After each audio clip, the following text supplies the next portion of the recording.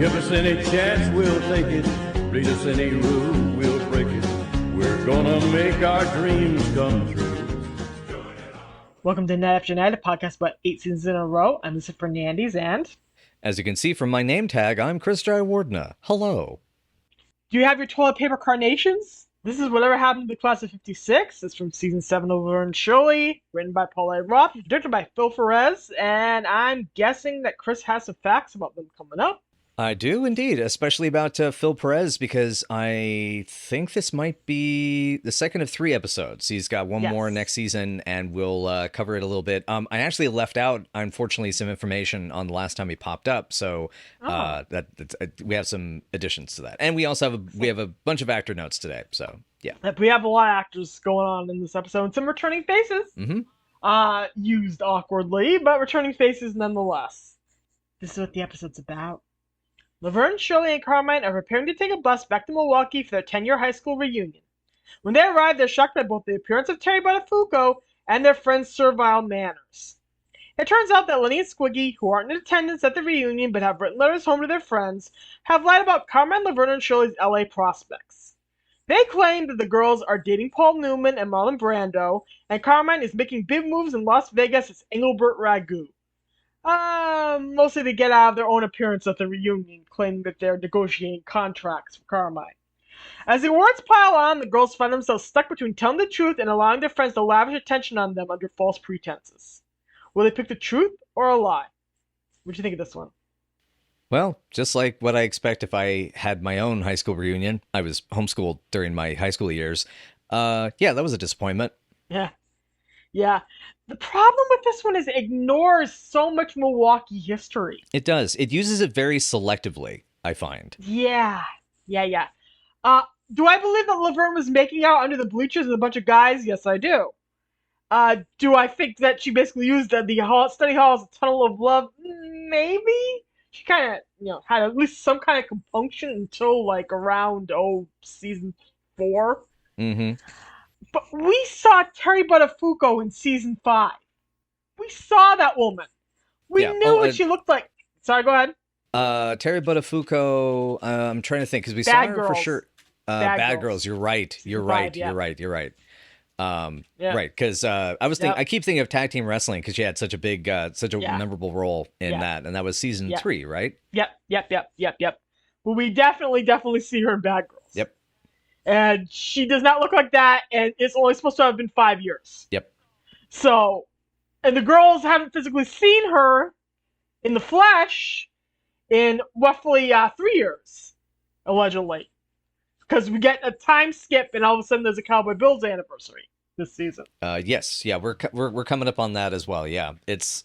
Yep. Yes, we are. We've talked about how Laverne Shirley has this problem with timeline, with continuity, and things like that nature. And this is one of the more egregious episodes to me in that regard. Yeah. Especially because they don't just use this as an opportunity to pick on Terri. They also, incorrectly in my opinion, they also do this as a fat shaming joke. What is it? The biggest thing that ever came out of the class of 56. Like, are you fudging kidding me?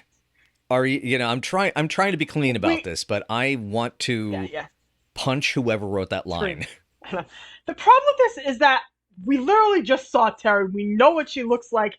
We know what she looked like even what's supposed to be 5 years before this. And she was never chubby. We know how close Laverne and Terri were. So making up all this stuff where somehow they weren't close friends. Laverne literally calls Terri at one point in season 6. Mm-hmm. I swear her name comes up, and she's one of the people that they've called. And they're literally keeping in touch with their fellow classmates from high school. Have they not told them the stuff about them being in a drive-in movie? How have they not told them about the Bardwell's jobs they have? They would already all know this. Maybe total strangers wouldn't know this. Maybe Rosie wouldn't know this. Maybe Warren wouldn't know this. Maybe all their acquaintances and all the people Laverne made out with wouldn't know this. But people like Terri would definitely know what they were doing in California. Exactly. It doesn't make any sense logically. It makes everybody in Milwaukee look like an idiot bumpkin who doesn't know how to read a tabloid.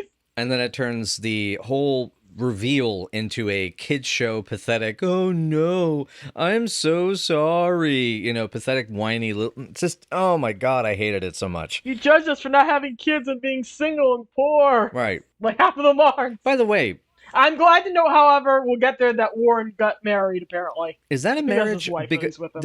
I'm assuming I assumed at first that was his wife, but because she gets a name tag, might be a sister, and nobody else seems to have brought any. I was thinking it might be a sister because nobody else seems to have brought a +1.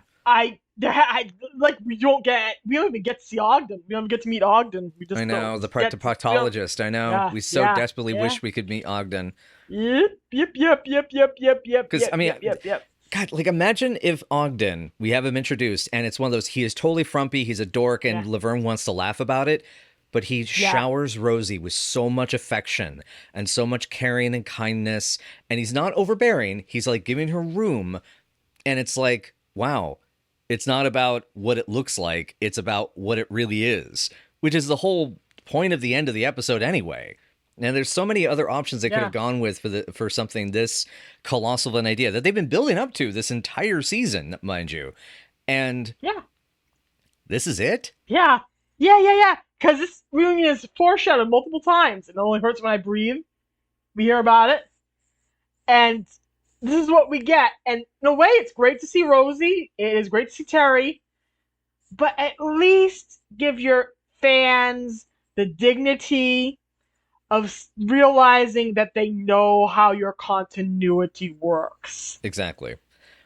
It comes back to the whole idea that this type of sitcom television is episode by episode, standing on its own, and it doesn't need continuity, and anyone who's paying attention doesn't matter. See, that's not even necessarily true, though, if you really think about it, because we get episode continuity, things like Lenny's mom, with things like... even with Terri in Milwaukee, she is the same person, from tag team wrestling to Bad Girls to the moments where she's mentioned in things like One Heck of a Note. Mm-hmm. Everything referring to her and connected to her all makes sense. We do get episode-to-episode continuity and episode-to-episode storylines that build and make sense, like even Frank and Edna's marriage. Mm-hmm. The way it builds from a date in season 2 all the way up to the marriage in season 5 and their married life in season 6, and we're just taking place off screen this season in season 7. We do have continuity. We have perfect examples of continuity. This is just the biggest wormhole episode of failed discontinuity that the show has. And I'm talking about a show that manages to wormhole full seasons from episode to episode. Oh, yeah. I found an awesome comment that my mother told me when we were watching this episode is, I said, you can see where this is going, right? And her response was, it's all a dream, isn't it? Huh. And like that would work so much better. Yeah, that would actually be sensible and work. Not to mention, we don't get that. I love the idea that these Milwaukee characters, regardless of whether they think they're special or not, I would love that most of them would just be like, yeah, sure, but it's Laverne and Shirley. It's them. Either A, because it's like, oh yeah, of course they were going to go off to be famous. That doesn't mean they're anything special. Or B, just because you're big and famous now, don't mean we're going to treat you any different. Yeah. They can even do that. They can even be impressed by the girls' slightly more glamorous jobs. The girls could have come in and been kind of downtrodden and acted like, oh God, like, we're the biggest losers on the planet, and all of a sudden find that their friends are encouraging and impressed because, hey, they made it all the way across the country. Mm-hmm. Hey, they have jobs and they're living on their own and they're supporting themselves. They've actually met more movie stars. They've had real genuine adventures at this point. Yes, yeah, exactly. It's far beyond the girls, meeting Fabian. Mm-hmm. At this point, there's all kinds of stuff that actually did happen to them that they could legitimately have known about and been impressed by, and instead you're stuck here with them like they even act as if Shirley wasn't arranging all those reunions for them every single year. Exactly, which is never mentioned in this, which is bullshit. Yeah, like the idea of if they're the last ones to show up, like, you know, them saying to Shirley, it's like, we thought you weren't going to make it to the first reunion, you know, to the first actual reunion, like some qualifier remark or something like that. Yeah, there's so much continuity that could be mined here and so much history that could be mined here that doesn't end up getting used.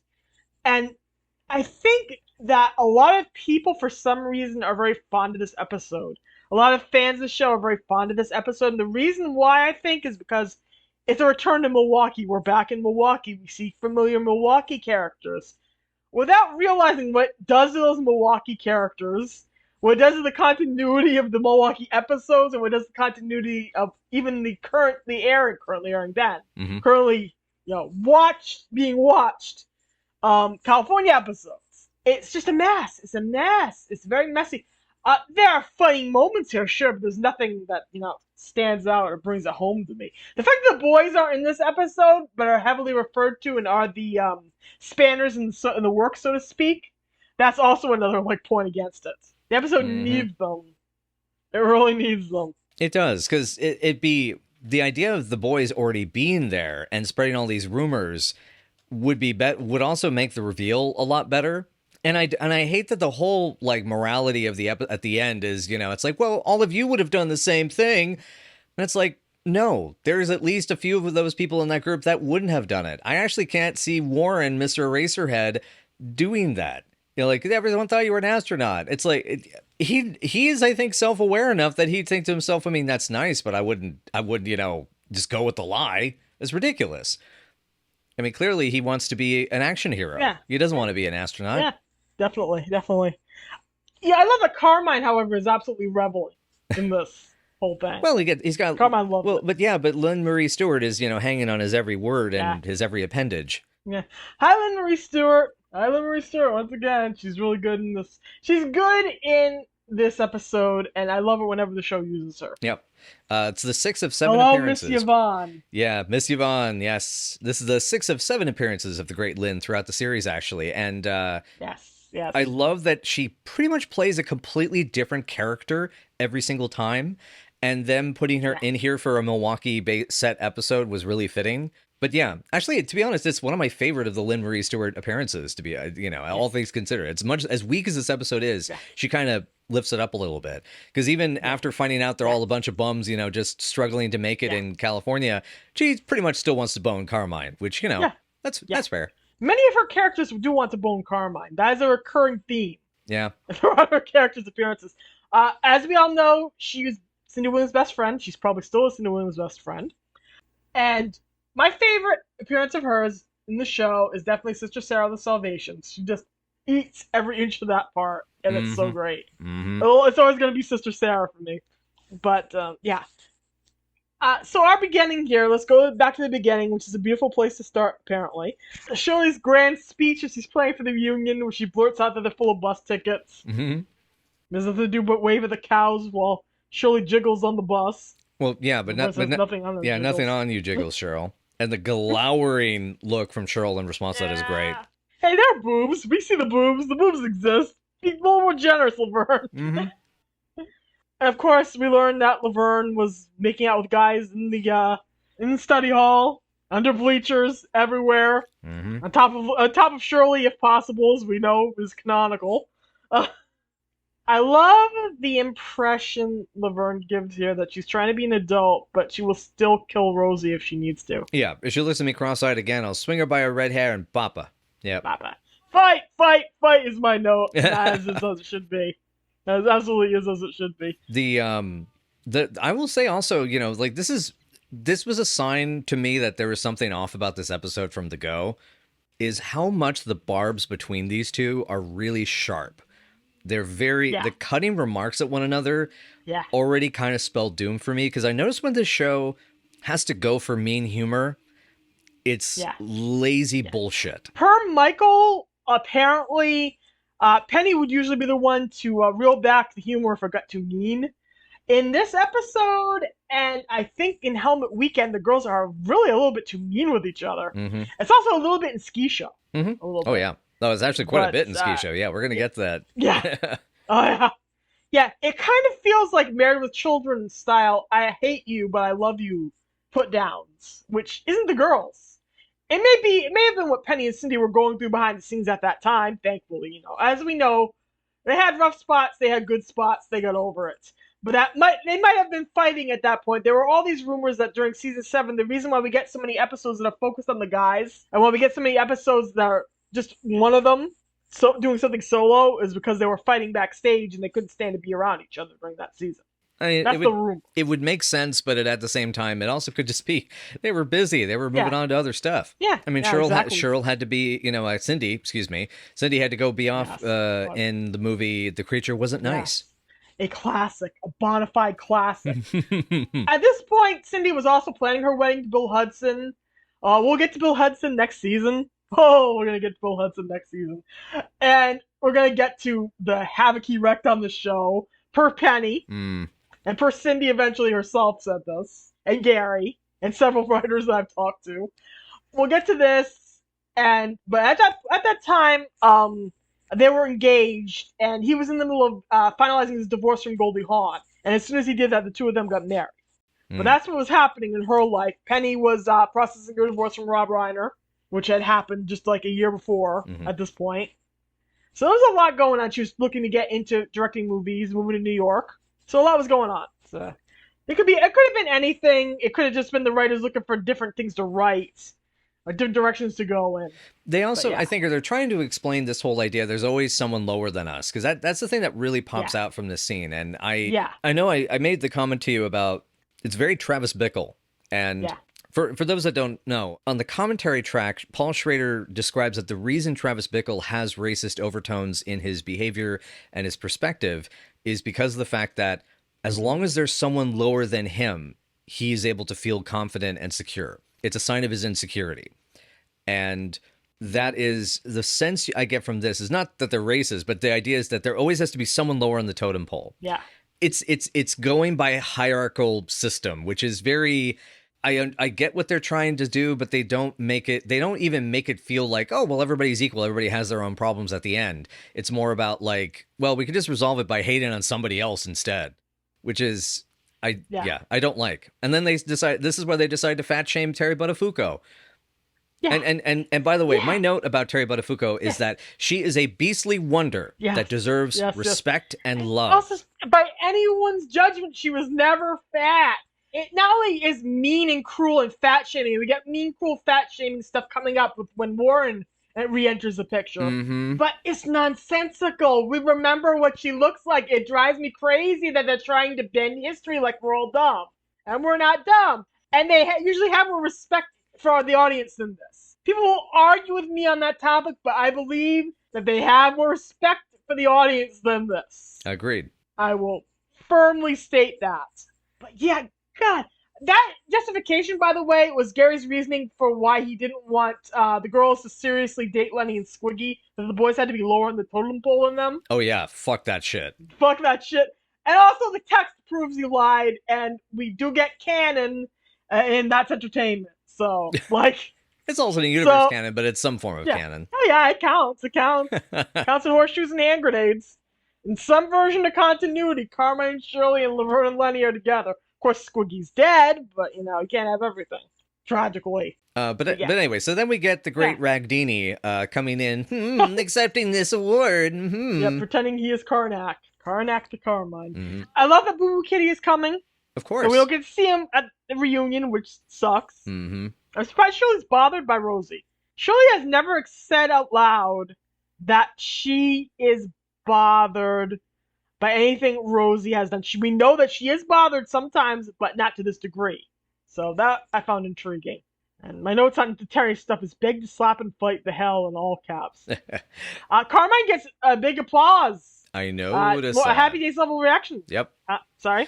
Yes, he does. And actually, the next episode, we have one for another actor that we'll get to. Yes, we do. Yes, we do. But yeah, I did find it cute that Carmine wanted to pretend that they were living together so that he can both get the award. It's like, I don't want people to think I'm living by myself. And it's Again, I there is something really endearing about struggling average guy Carmine rather than I'm bigger and better than everybody else Carmine. He has become so lovable in the California years. It is driving me crazy. I know. They're doing a lot of great stuff with Carmine, especially in season 7. And his relationship with Shirley is adorable, and she really should just pull the trigger on that. Two of them should move in together, and it would still be about the girls being neighbors. They'd still be in each other's apartment all the time. Mm-hmm. But or, you know, they should have just gone for that. Well, and that's the thing. If Sonny still lived there, I mean, that would be an awesome plot, is that they have to do a remodeling job to merge their apartments so that then they get more room in a second bedroom. Can you imagine all the chaos and shenanigans they can get up to there? Oh, yeah. People falling off of balconies and everything. Exactly. I can see it.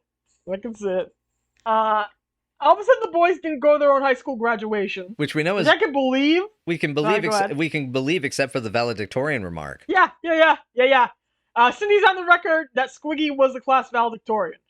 Which then to go on to that, because people are going to say that doesn't prove anything. You made out with him at the graduation. The valedictorian thought the applause was all for him. That's coming up in like another scene. Yep. And I am so angry that we do not have a Squiggy valedictorian speech. The boys need to be in this episode. There's no reason for the boys not to be in this episode. And the fact that they aren't in the episode weakens the narrative so hardcore.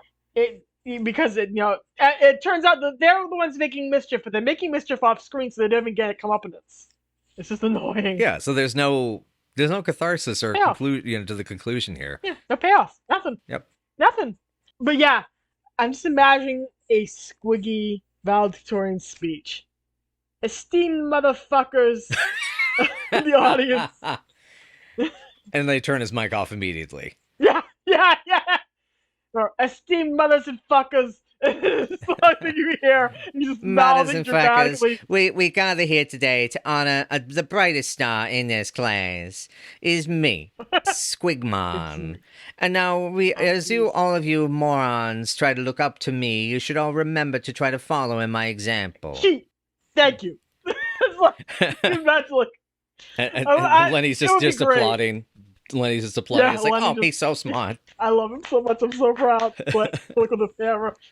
And two of them are probably the only two people who were there for each other, unless Lenny's family showed up. Lenny's family might have shown up, but I can see the two of them being the only two people there at graduation for each other. So, yep. But yeah, that annoys me. There's a solid continuity on this, and it's annoying. Anyway, so now we have B-roll. We have the Milwaukee road sign and a bus station, which is probably in California. The architecture behind it looks very California. Yeah. You can tell that they used some cross B-roll from Happy Days. If you really watch certain episodes of Laverne and Shirley, because certain shots will absolutely replicate between episodes when it comes to stock footage between shows. It's a case of, in this, do I care enough to look up whether this was indeed a Happy Days shot? No, I don't. I do, and it was not. Anyway, so then they go into a place that smells like a gym. Yeah, because it is a gym, and everybody is there. Rosie is looking out of the park fantastic. Mm-hmm. I have missed you, Carol. Oh, Carol. Yeah. So that's funny. Like, I have all these paragraphs of notes before Rosie shows up, but yes, Rosie is an absolute freaking treasure in this whole sequence. Yep. Okay, now let's get to your paragraphs here.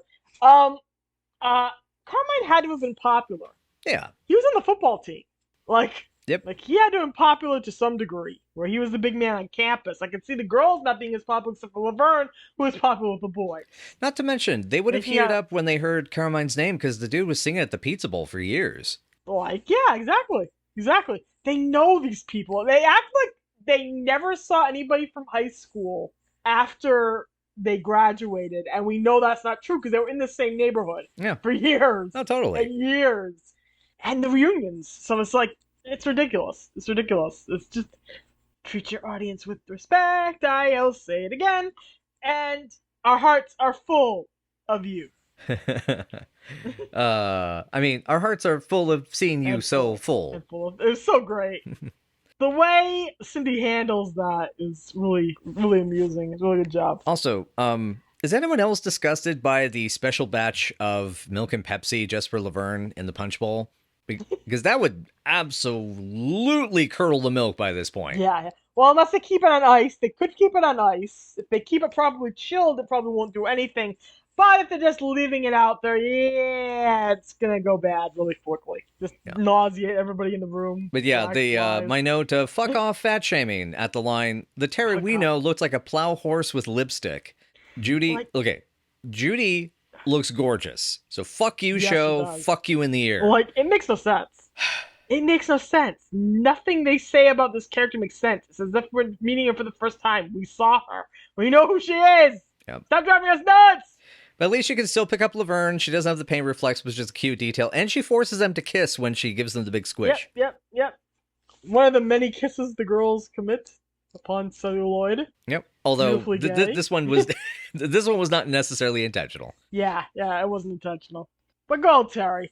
Terri is believably tough and galumphing, but I would never have called her a plow horse. I would call her tough, yeah, but Jesus. I don't think I would call anyone a plow horse, even somebody who looks like a plow horse. In fact, even a plow horse themselves, I wouldn't call them a plow horse as a pejorative.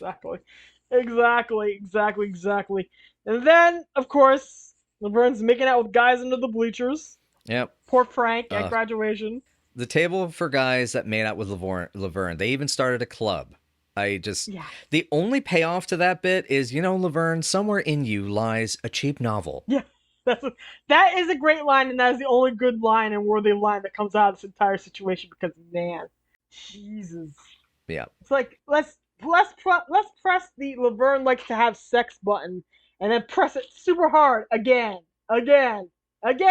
more. Look, this is one of those things. Okay, if I may be a gamer nerd for a moment, this is the reminder that a QuickTime event is meant to be pushed once.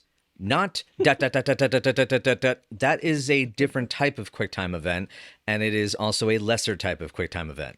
Yes, Resident Evil 4, I am looking at you. Yeah. And God of War. Yeah. And many other shooters. That's dashing. Dashing is an entirely different thing.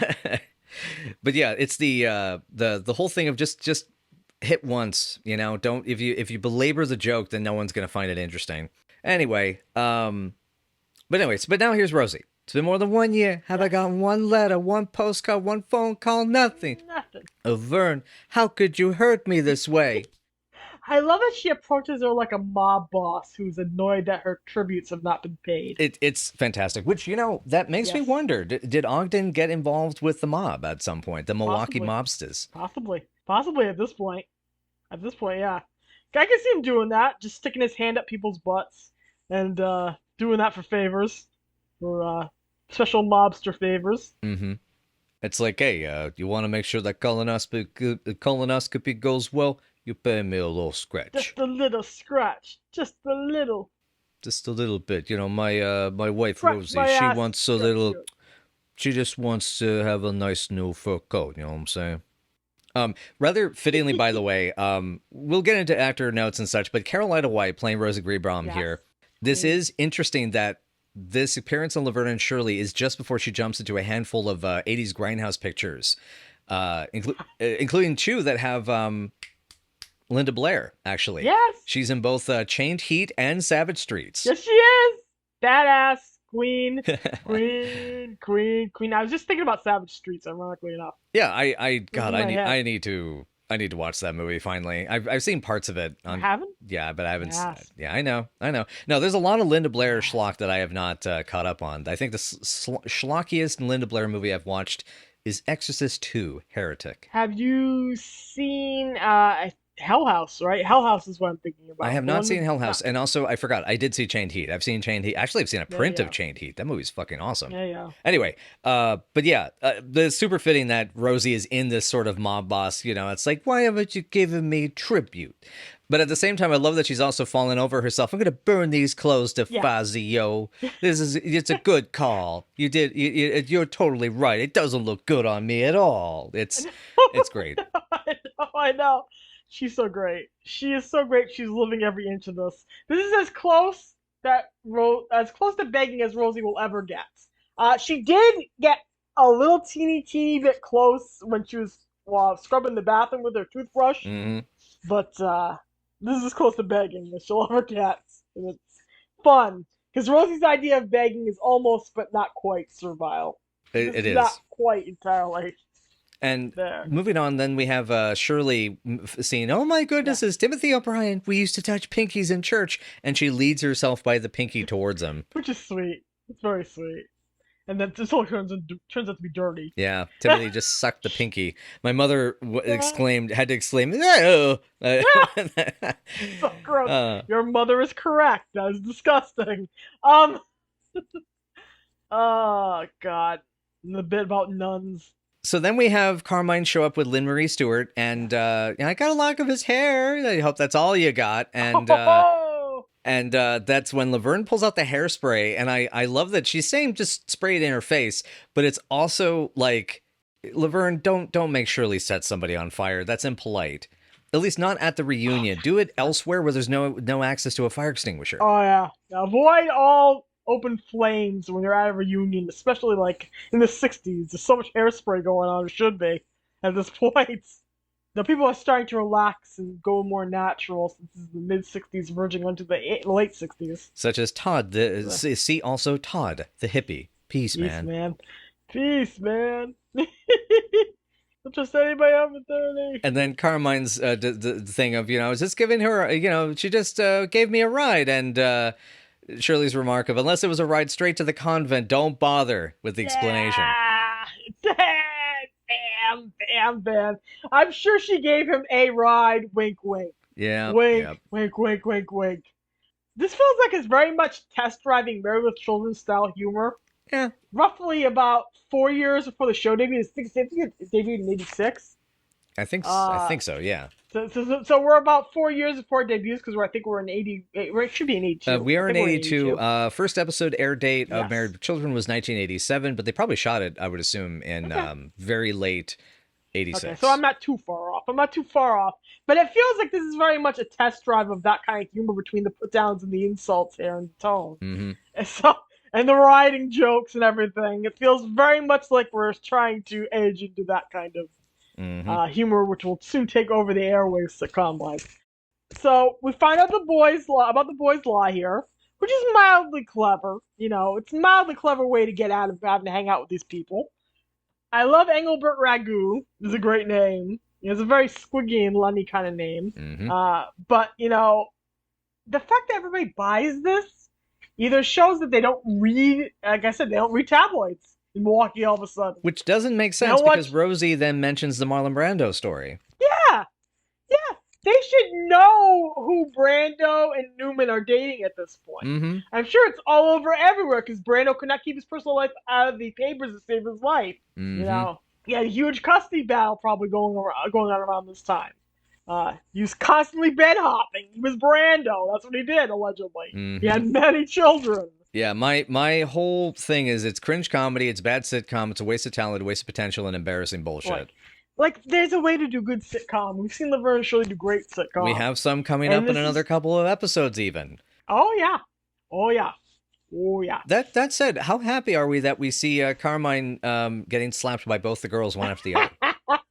We get to see him get assaulted that way in Rocky Ragu. That happened. That's true. It's very recent. Yeah, but it's in the same moment, I should say, in the same shot, basically. Smack. I do love that it's like, please jump into that web with me. That I thought was very cute. Oh, it's funny. It is funny. It's funny. He just doesn't care. Yeah. He just wants the attention. Yep. At this point, he'll take the attention even if it's BS. It's like, give me the attention. So after this is now the girls are about to, we jump to a quick shot of the girls, and Shirley trying to say, we can't do this. What about being proud of who we are? Is that a syndication cut, or do you think this is actually just a cut in the shooting, as in they had a oneer and they had to cut it for time? 90% sure this is probably syndication issue. Okay. If it's awkward, it's a syndication issue. Typically, that's what I gotta say. Okay. But yeah, threatening. It feels awkward. And then, of course, Laverne goes into threatening Cheryl's face, which just, again, it's like, wow, this episode's mean. Yeah, everybody hates everybody in this episode. Yeah, I don't. And you know what? I don't like this episode very much, as we make it clear. I'm sorry I'm just keep harping on this crap, but it's like, we've already been talking about this about as long as I thought we were going to, and we're only like halfway through the fucking episode. Oh, we're almost there, audience. We'll get there. So we then enter Eraserhead. Yep. Who blows on Shirley's ear. How do I wipe this from my brain, this whole thing? I know. My note on this part of the plot is everyone has to be so dumb to make this work. Yeah. Yeah, they win all the awards, and there's the guilt and the speeches and the realization they can't keep up the ruse. It goes down poorly, and it'll be deserved, and blah, blah, blah, blah, blah. Do you live on the beach? No, we live in an apartment. Oh, that's a good answer. It's a very good answer. Very good answer. And then Limerick Stewart's character is so horny for Carmine. Yeah, do you sleep in the nude? I wasn't asking you, I was asking Carmine. Yeah. We find out Carmine sleeps in the nude in this episode. Let that fill your fantasies, girls and fellas and folks. All the particular individuals that think that Eddie Mecca can get it on. Yes. And what's Marlon Brando really like? I do like the response to that. He's sort of a wild one who likes to hang out with the guys and dolls down on the waterfront. I like that very much. And Warren being stupid enough to ask the same question that was just asked and answered. It's just, oh my God, I hate this so much. Then they get their stories confused and they can't get their story straight. And what was the last picture they did? And when can we see that picture? You don't even know what kind of picture it is. And then I do like that Rosie figures it out. Yeah. Rosie got the only brain cell in the room.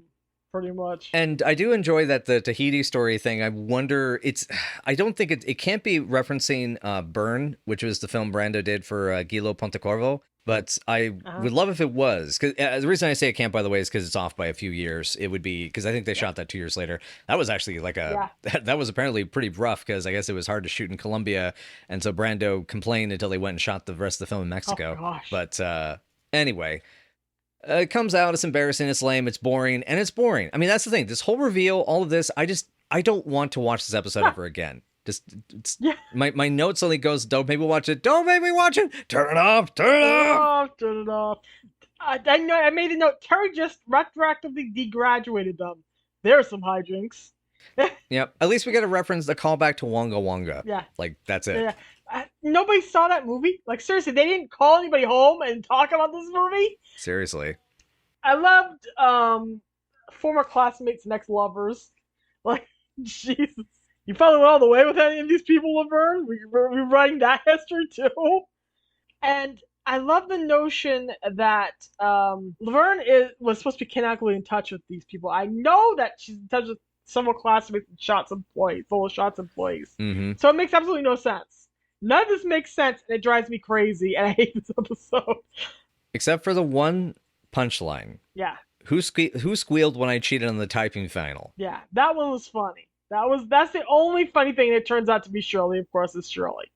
And the two of them fight, and then everybody bets on the fights, which is funny. And we end with unfortunate transphobia against one of the gym teachers. Oh, God, that's right. I forgot about that. Oh, no, I didn't mark it down in my notes. Yuck. Yeah. I love that Laverne's idea with these people is to heal the group dynamic, we need to attack others. Like I said, somebody needs to be on the bottom of the totem pole. Someone needs to be lower than you, no matter how low you are, no matter how meaningless you are. There must be someone worse than you that will then make you feel superior. Fuck this episode. I'm done. It's a very mean episode. It's a weirdly mean episode in the show's canon. It's very much about attacking outsiders and then accepting outsiders, but only accepting outsiders if you're going to attack other outsiders. But Lord, there was all of a sudden out of nowhere transphobia for a line, and then Carmine unites the entire class and has everybody bet on the girls' fight, and that's how it ends. And I'm pretty sure there's a tag scene that got cut out. That I don't know, they get better or worse. Yeah, that's all my notes on this one. So we'll go for the in front of the camera, behind the camera notes, because one of the things that's interesting is this is a Paula A. Roth episode. Now, Paula has written some amazing stuff. This is actually the last episode she's credited for, and the second for the California Years. This is the finale of what was, until this point, a fantastic run, with 13 to her credit. Bridal Shower, Call Me a Taxi, Meet Fabian, Debutante Ball, The Wedding, Out, Damn Plout. And even after this, she went on to another half dozen episodes of Happy Days, various segments of The Love Boat, and 17 episodes of Perfect Strangers, which she also worked as a producer. And she also would work as a writer on Hanging with Mr. Cooper in the early 90s. Nice. My theory is this is a script that's credited to Paula, similar to the Cindy Beagle, Lisa Kite episode, I Do, and was heavily rewritten by others in the room. Yeah. Yeah, that's my guess, too, that you had a scenario, some lines made it, some lines didn't. This is common in the world of television anyway. But here, it's very much got a mean sense of humor and very much a mean outlook that kind of characterizes some of what happens in season 8. And with the season 8 scripts I've read that are absolutely mean in this way and actually got improved to make them softer. We'll get there eventually. But here, there's nothing of Paula's mean or tone from earlier episodes. Of course, we don't even know if that's purely how she would write because, for all we know, those episodes were also rewritten. Right. It's hard to know, but director Phil Perez, this is his second of 3 episodes. He has one more to go next season, as mentioned. He was actually, it turns out, the new technical coordinator. He took over after Ray DeValley Jr. Had retired from that position around season 4, and he had just come off of working on Happy Days. Now, after this show wraps up in the next season, he goes back to Happy Days until the end of its run and then jumps onto shows like Perfect Strangers, naturally, Valerie, Friends, and lastly as the technical coordinator for the pilot episode of The Drew Carey Show. So that's our Phil Perez notes for today. Nice. So now we get to the actor notes. So obviously we have Judy Askins returning as Terri Buttafouco, an excellent writer and a tall woman. A giant woman. This is her 3rd appearance on camera, Laverne and Shirley, and also her last, which bums me out furthermore because I want more Terri Buttafouco. She is great. She has chemistry. The camera loves her. Wonderful speaking voice. But she did end up staying with the writing staff until the end of the show at the end of season 8. As an actor, she would actually continue having cameos in Marshallverse stuff such as Mork and Mindy as the matron and Happy Days. She would also star in Star of the Family, It Takes Two, Simon and Summon, 2 episodes of Days of Our Lives, and Step by Step. We'll cover her work as a writer as we kind of get back to her over the next couple things. Lynn Marie Stewart, we covered quite a bit. She already was, at this point, a prolific comedic and character actor in TV and films, having already shown up in American Graffiti, the MASH TV series, and Husbands, Wives, and Lovers. She has a huge career ahead of her, though, as well as obviously being Miss Yvonne in the old Pee Wee Herman show. She also was more recently even in Pee Wee's Big Holiday, Two Broke Girls, and has played Charlie's mom, Bonnie, in It's Always Sunny in Philadelphia. Yeah, she has. She's awesome. I think her latest appearance was either in the episode where Charlie's mom and Mac's mom move in together, or her latest appearance was in the episode where they tried to beat the Wade Boggs record of drinking beer on a plane, only it's an all-woman show. And somehow Bonnie ends up at a baseball field in California. Oh my God. Alone. Oh, that's a trip. But Lynn's great. This is her 6th of 7 appearances. She'll show up once more again. We mentioned that, she was close to Cindy and would actually go on to voice Shirley Feeney in the animated series of Laverne and Shirley's second season. So, as in the second season of the Laverne and Shirley animated show. It gets very confusing when it gets to that point, how to freaking describe that. Yeah.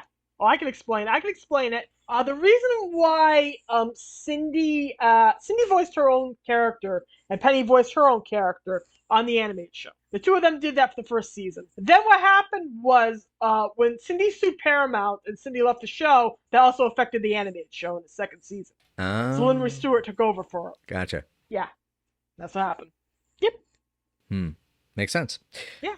And so then, we have Carolina White as Rosie Greenbaum. Yeah. As mentioned before, this is just before she got into a handful of 80s grindhouse pictures. Now, more recently, she has been staying pretty active. I mean, first of all, we've talked about how, she's wonderful and also she's really cool on Twitter, if you follow her on Twitter. Especially if you're a more liberal blue leaning, she's pretty badass. But she was in the indie drama Peridot in 2002 and has 2 projects coming up as of this recording. We love you, Rosie, and we still miss you. I love you, Carol. You're awesome. And now we get to Paul Wilson as Eraserhead Warren. This is the second of 3 appearances for Wilson on the show, but thankfully he will come back as a new character in 1983 in Season 8. He returns here as Warren after his appearance in Season 4 in Date with Eraserhead. In between, he'd gone on to work on Mork and Mindy for an episode and popped up in Brainwaves as Dr. Schroeder. He's got a ton of working actor, character actor, and bit parts ahead of him after this, including The Sting 2, a part on an episode of Moonlighting, 3 episodes of the Fast Times series, and even 976 Evil. Gasp. His most well-known parts of his career include Leonard Smith in It's Gary Shandling's Show and playing the role of Paul Krampus in Cheers. Now, folks like myself, and I'm assuming Lisa as well, will remember him as Bob Porter in Office Space. Yes. He was also most recently in an episode of The Connors in 2018. Yes, he was. I remember that appearance because I watched The Connors. This is really cool. So that's our behind the camera, in front of the camera notes. Let's rank this thing and get the hell out of here. Yes, we shall. God. This is worth it to get to see Judy be really glamorous and lovely. And it's worth it to see more Rosie being basically in character, Rosie having nice clothing, but it's a 3. It's a violation of the character's history. It's a violation of the California years even. It treats everybody in the Milwaukee circle as a bunch of dumb bumpkins who don't know how to read a paper or watch a TV program or go to the movies and haven't kept in touch with their friends in California, even though we know they have kept in touch. Maybe there's some funny Carmine lines. There's a couple of funny lines in here. But people who say that this is the only California episode that keeps up the spirit of the Milwaukee years are incorrect. You're just not right. You just ain't right in my little opinion. Because there are many more episodes that keep up that spirit and keep up that funny feeling without totally violating the characters at root. That's just my little dumb opinion. Pretty much I agree with all points said. I'm going to give it a 3 as well. It is a boring episode. It is a stereotypical episode. This same concept has been done so much better in both the field of sitcoms as well as other genres of television. Ultimately, this just makes me wish that the whole thing would turn into Grosse Pointe Blank and have Benny the Jet Urquidez show up as a gunman and kill a bunch of people.